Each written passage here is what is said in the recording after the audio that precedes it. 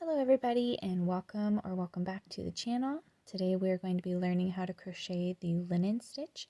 So today I'm going to be using my H8 or 5mm hook and some worsted weight acrylic yarn, just some yarn I had in my stash. You can really use any hook and yarn for this stitch. I do recommend that you understand how to chain and how to single crochet very well before you complete this stitch.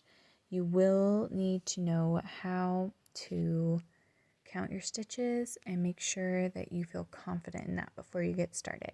So with that in mind, I'll go ahead and start showing you how to crochet the linen stitch. Now, in order to crochet the linen stitch, you are going to want to chain an even number of stitches. So I am going to go ahead and chain about 16 just so you can get a good look. Let's see. So I got 1, 2, 3, 4, 5, 6, 7, 8, 9, 10, 11, 12, 13, 14, 15, 16. So really anytime you do this, you are going to want to chain just make sure it's an even number. You don't want an odd number of chains. So you're going to start in the second chain from the hook. You're going to go ahead and single crochet. So insert yarn over, pull through, and pull through both loops. And then you're going to chain one and skip one chain. So this one is the one we're going to skip. Then we're going to go ahead and insert and single crochet into that third chain. And then you're going to chain one again, skip one, single crochet, and it'll just be this pattern repeated over and over again. So chain one, skip one, single crochet. So once you get going with this and you feel really confident in it, it kind of flies. I'm not a super fast crocheter, so I won't like go crazy, but it does seem to go a lot quicker.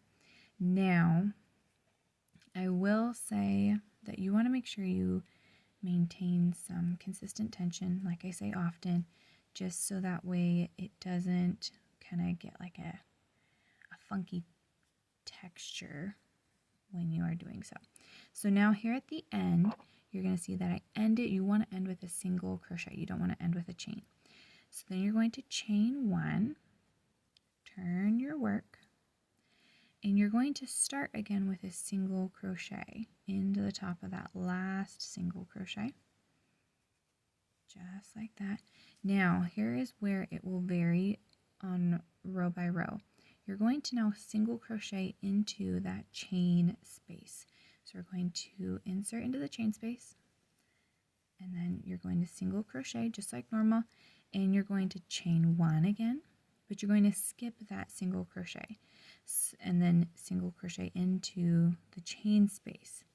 And this will be the pattern that you repeat. So you're going to chain one, skip the single crochet into the chain space.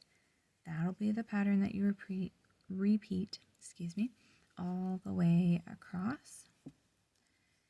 And what the ending texture will be is it'll be a little more airy almost, but it'll still be like kind of sturdy at the same time, which is really awesome when you're wanting like a sweater or even like a blanket, but you don't want it to be too crazy thick.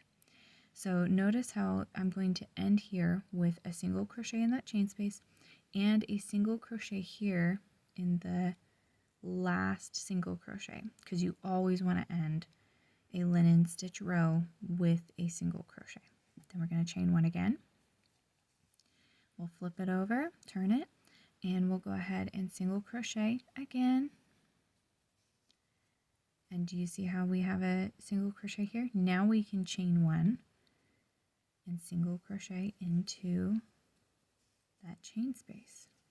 And so those two rows will alternate back and forth the whole time you are using them you are using the linen stitch, which is pretty awesome because then once you kind of have them memorized, you're like, oh, I can just fly through these rows and it ends up with a very pretty texture as you go, which is pretty awesome.